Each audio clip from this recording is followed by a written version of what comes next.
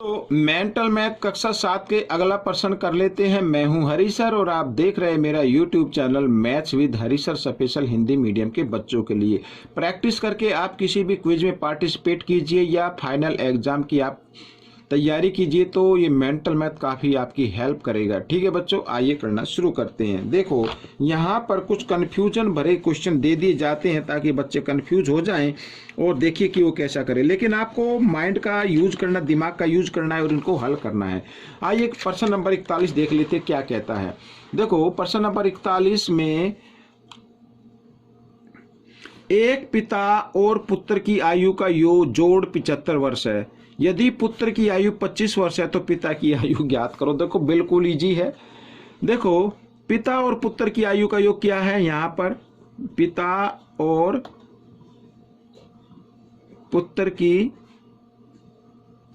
आयु का जोड़, ये है दिया हुआ बच्चों 75 वर्ष। ठीक है, अब साथ ही लिखा पुत्र की आयु, पुत्र की आयु, तो पुत्र की आयु यहां पर दे दी बच्चों 25 वर्ष।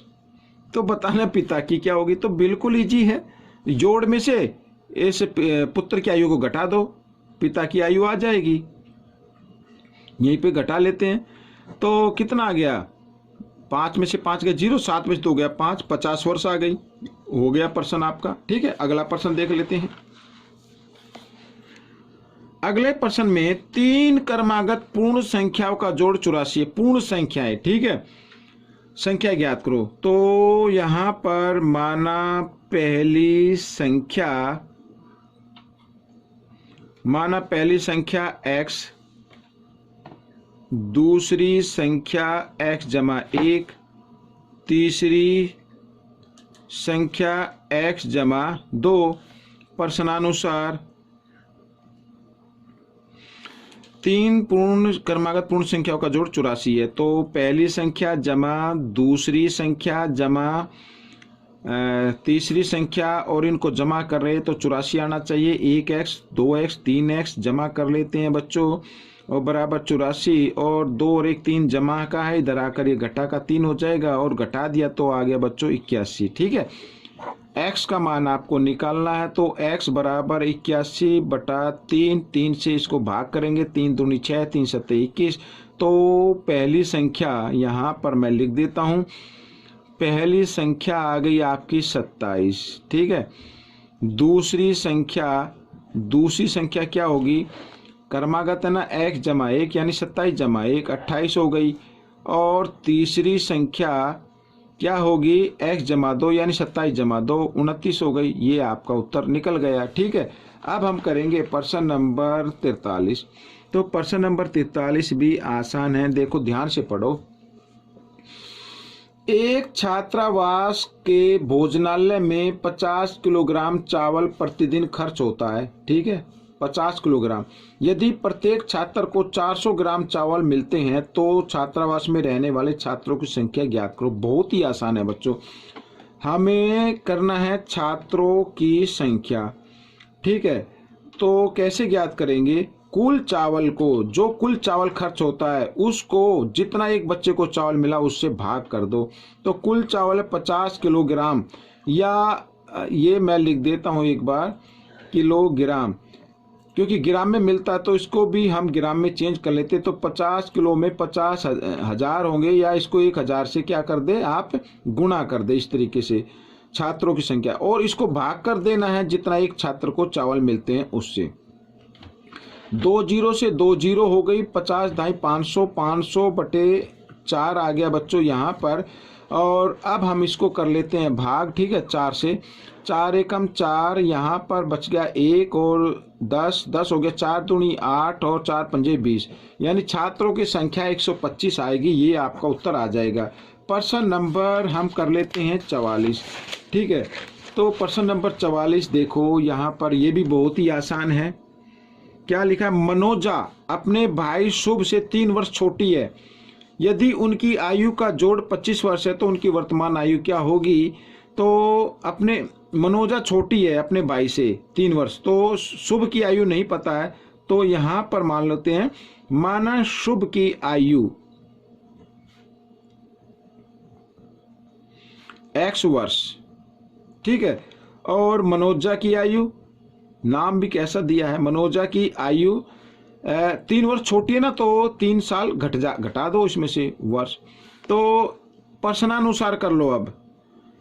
अब इसमें लिखा है कि इनकी आयु का जोड़ 25 है, यानी शुभ की आयु जमा मनोजा की आयु बराबर 25, तो 1x और 1x 2x बराबर 25, ये इधर क्या है घटा 3 इधर आकर जमा 3 हो जाएगा, और जमा किया तो आ गया 28। x का मान निकाल लीजिए 28, और 2 इधर गुणा में इधर आकर ये भाग में आ गया, 2 से इसको भाग किया तो 14 आ गया। x किसकी आयु थी, शुभ की आयु, तो शुभ की आयु तो आ गई बच्चों 14 वर्ष, यहां पर लिख लेते हैं 14 वर्ष, ठीक है। और मनोजा की आयु,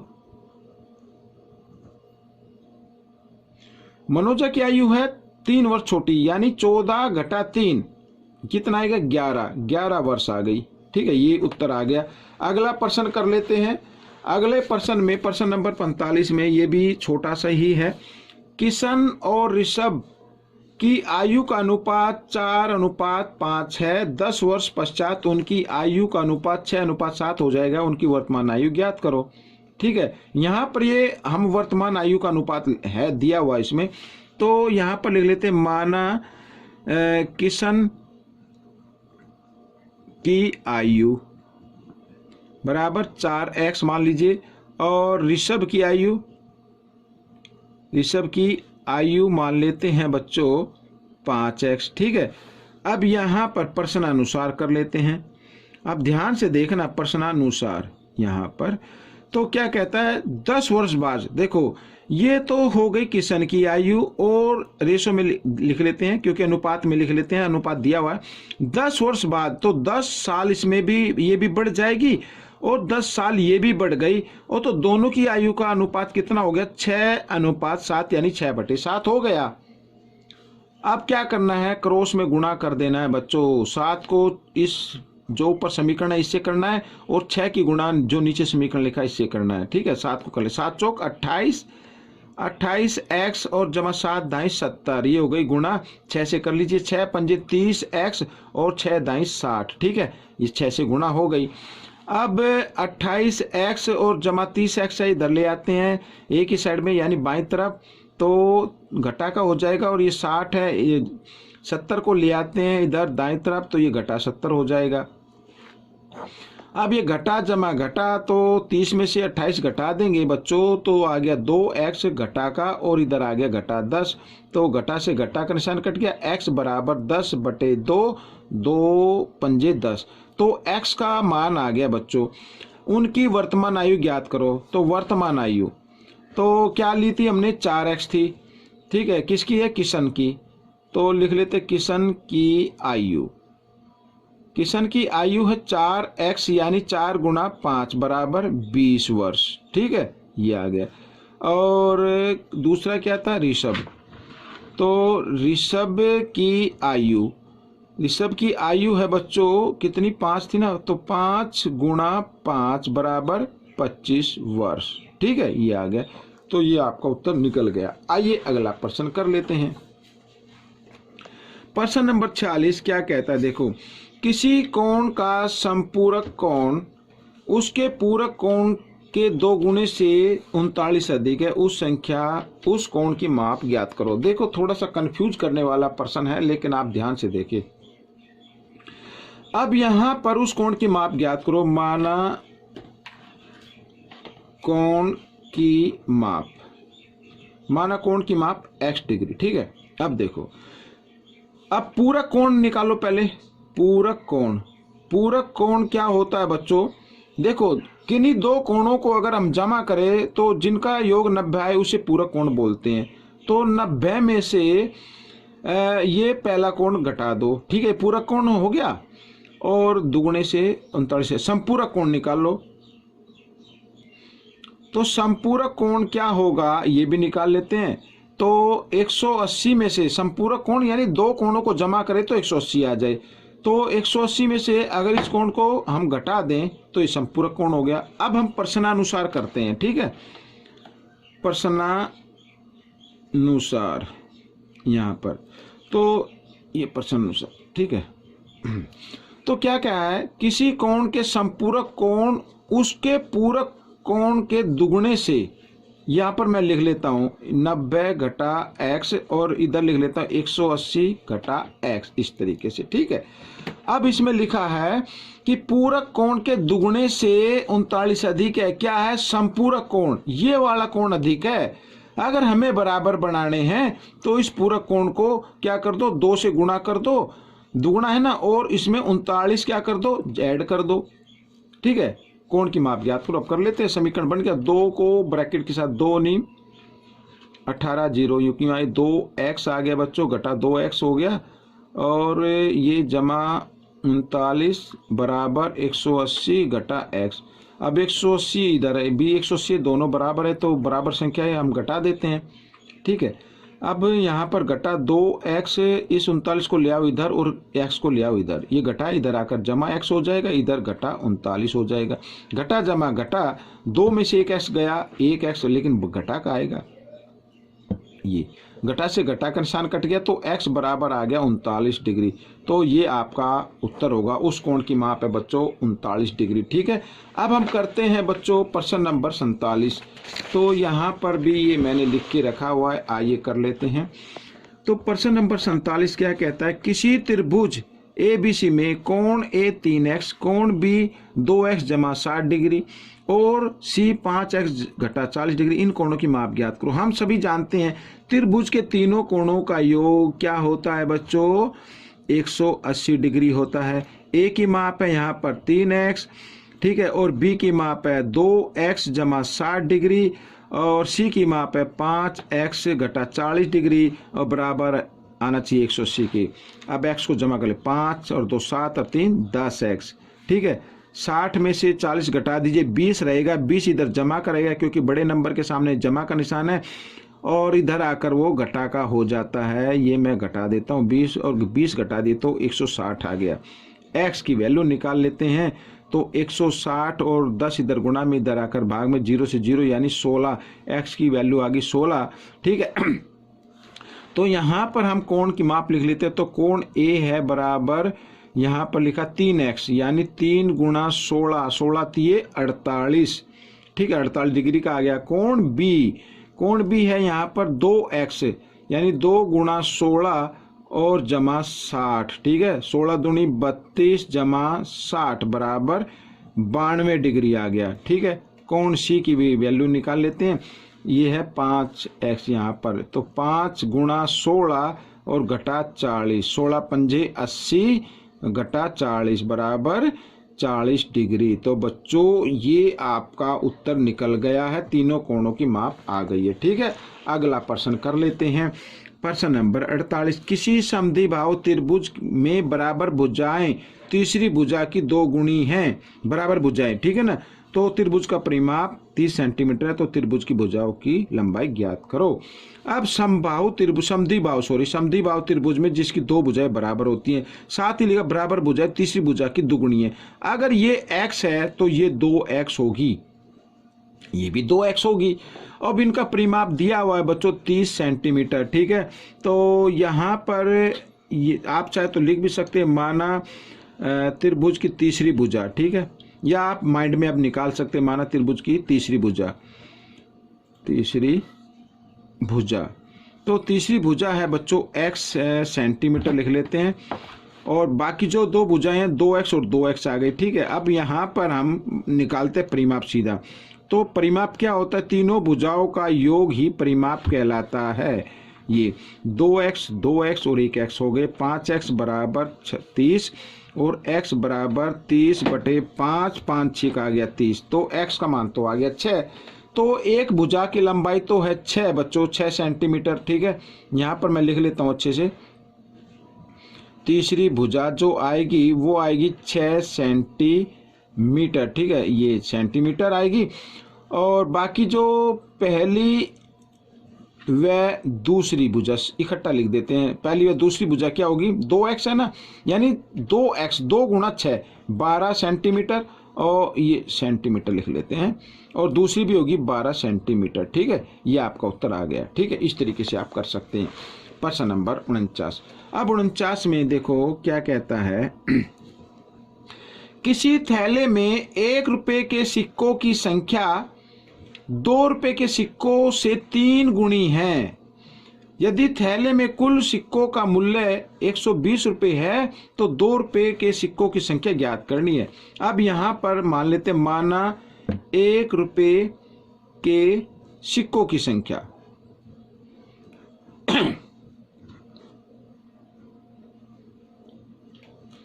x, ठीक है, और 1 रुपए के सिक्कों की कीमत क्या होगी ये भी निकाल लेते हैं। सिक्कों को 1 से गुणा करेंगे तो यही आएगा, x रुपए हो जाएगा, ठीक है ना, x रुपए हो गया यहाँ पर। और 2 रुपए के सिक्कों की संख्या की, यहाँ पर सिक्कों की संख्या लिख देता हूं।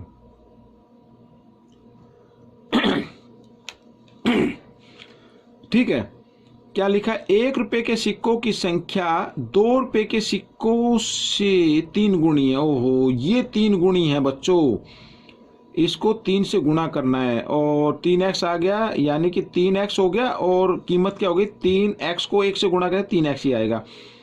तो 2 रुपए के सिक्कों की संख्या x हो गई या 2x हो गई, 2 रुपए के हैं, यानी 2x क्या कीमत है बच्चों। आप चाहे तो नीचे भी लिख सकते हैं, चलो मैं नीचे लिख लेता हूं, 2 रुपए के सिक्कों की कीमत क्या होगी बच्चों, 2x होगी, ठीक है, इस तरीके से। अब कुल कीमत कितनी है, 120 रुपए है, तो प्रश्नानुसार कर लीजिए, प्रश्नानुसार, यानी 1 रुपए के सिक्के जमा 2 रुपए के सिक्के बराबर आना चाहिए 120। 3x और 2x हो गया 5x बराबर 120। x का मान निकाल लो तो 120 बटे 5, 5 दूनी 10, 5 चौक 20, तो x का मान आ गया बच्चों 24।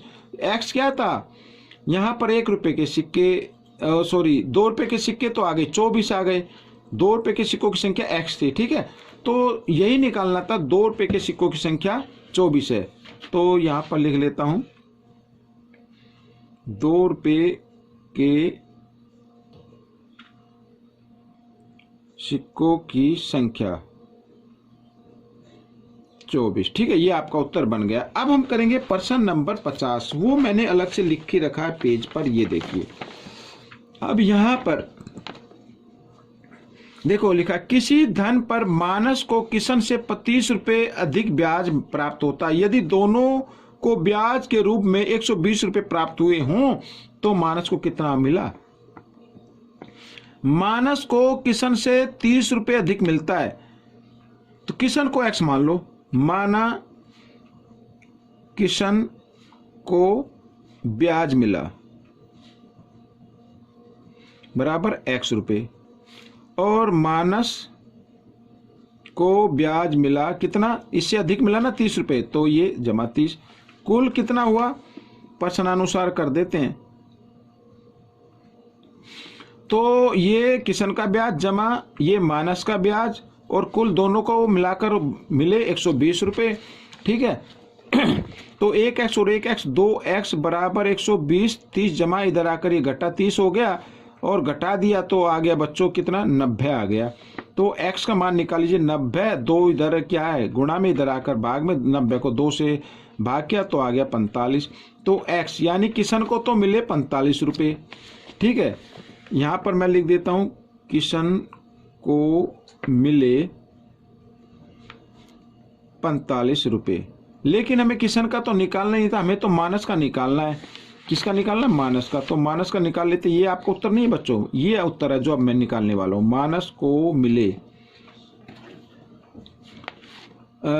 x जमा 30 लिखा है, यानी 45 जमा 30, 45 जमा 30 बराबर 75 रुपये, ये आपका उत्तर आ गया, ठीक है बच्चों। तो ये भाग आपका पूरा हो गया है। आपको ये भाग कैसा लगा मुझे जरूर बताएं, इसमें से सीखकर दूसरे बच्चों को जरूर सिखाएं। मिलेंगे एक नए अध्याय पर, तब तक आप प्रैक्टिस करते रहिए और मेरी वीडियो देखने के लिए धन्यवाद।